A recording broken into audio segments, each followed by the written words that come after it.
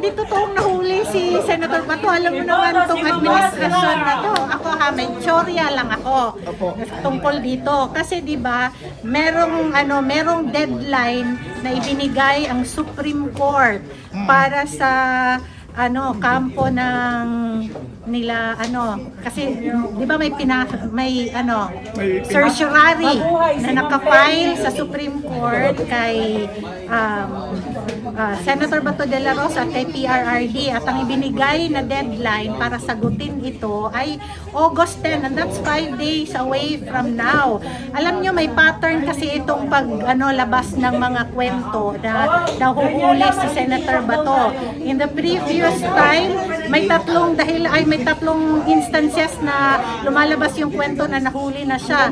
Lagi po to, merong ugong-ugong ng change of leadership in the Senate. One word, President Rodrigo Roa Duterte. One word lang. Best. PDP laban in one word. Also best. Pero party naman. Okay. Pinakamahirap na desisyon bilang kongresista. One word ba yun? Hindi. Okay lang. You can explain. Pinakamahirap na Kasi nung desisyon. congressman ako, parang every month may bagong issue eh. Ano kaya? Siguro yung sa Martin Romualdez issue, yun talaga yung hindi naman mahirap, pero yun yung pinaka-complicated kasi sobrang daming naging laban-laban tungkol doon, yung sa speakership issue ni Congressman Martin Romualdez. So, yun. Ayan. 26 ka ngayon, 27.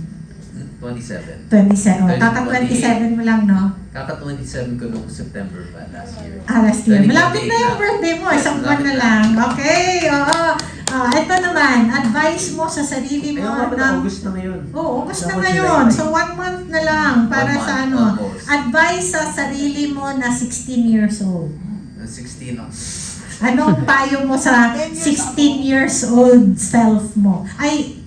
Oo, 16. Kasi sa 27 ka, mag-27 ka next month eh. Huwag mag-politics, magnegosyo na lang.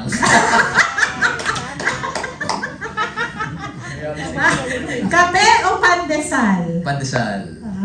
Okay. Wholesome ba yung tanong pa? Bawal mag-ano? Pwede naman, kahit hindi na ako congressman, kaya wala Hindi tayong ka ethics committee. congressman. Wala tayong ethics committee ngayon. Lights on, lights off. Lights on. Milk or chocolate? Hindi na sexy. Huwag tawagin si Melay. Of course, chocolate kasi lactose intolerant ako pag umiinom ako ng if I take too much dairy products, sumasakit yung So alam natin, bawal siya ng keso din masyado, ng maraming keso. And that's the reason why we did that, wala case. Wala kang, kaya lugaw tayo ngayon at saka hindi tayo pandesal. Oo, lugaw at saka champurado. Lugaw ba tayo sa 2028? No. Hindi, pero yung utak natin hindi lugaw, ha? Hindi tayo lugaw, Pero, Kong, 2028. ha? Lugaw is. Wala na. Ngayon lang yung lugaw. Last 2028. Last 2028. Ayan. 2-minute message mo para sa ating mga kapartido na nanonood ngayon. Sa ating mga kapartido na nanonood ngayon, I hope you all, I wish you all the best. I wish you have a great day. I hope that God blesses you all. And despite all the problems, despite all the challenges na hinaharap natin ngayon, sobrang daming issue, sobrang daming problema na ang Pilipinas. Hindi ko na kailangan sabihin. Kahit nyo lang, panoorin nyo lang yung balita, makakita nyo agad ang dami nating problema. But I hope everyone still continues to work hard. I hope everyone continues to still be positive. Hindi yung nasa government natin ngayon, ibang klaseng positive yun. We just hope that everyone continues to do their best and continues to live the best life that they could. To everyone, meow meow. God bless the Philippines. Yeah.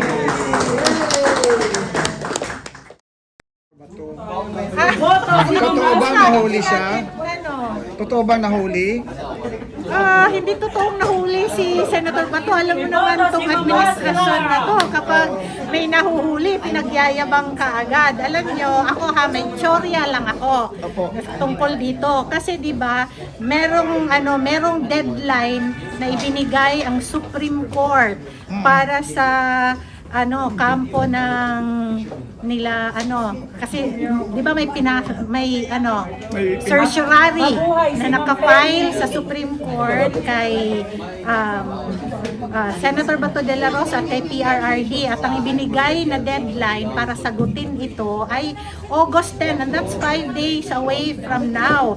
Alam nyo, may pattern kasi itong labas ng mga kwento na nahuhuli si Senator Bato. In the previous time, may tatlong instances na lumalabas yung kwento na nahuli na siya. Lagi po to, merong ugong-ugong ng change of leadership in the Senate. So, sorry ako, ang nagpapalabas lang ng kwento na ito is either the administration or the camp of Tito Soto and Lacson, dahil natatakot silang mapalitan na naman ulit si Senator Gatchalian, who has not really been performing as a Senate President.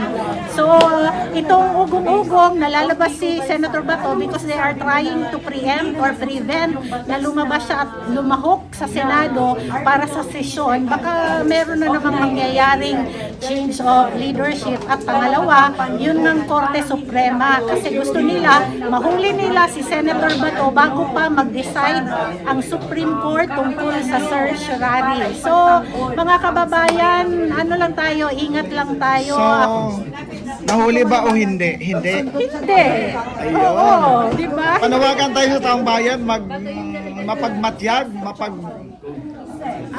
Para sa ating mga kababayan, maging mapagmatsyag tayo lagi sa lahat ng mga ini-issue na mga statements o pambulaga o kaya clickbait ng administrasyon, kasi sobra po nilang mahilig magpalabas ng fake news. Sila actually ang tunay na source ng fake news, na magtatanim sila ng kunwari ng isang magsasabi na nahuli or ganyan, kasi kahapon pinakita ko, kaya yung iba naman natin mga kapartido ay nag-react kasi meron silang inilabas na informasyon. Pero yun na nga ang sinabi ko, ako dalawa lang yung kadahilanan kung bakit lumabas na naman itong si Senator Bato ay nahuli daw.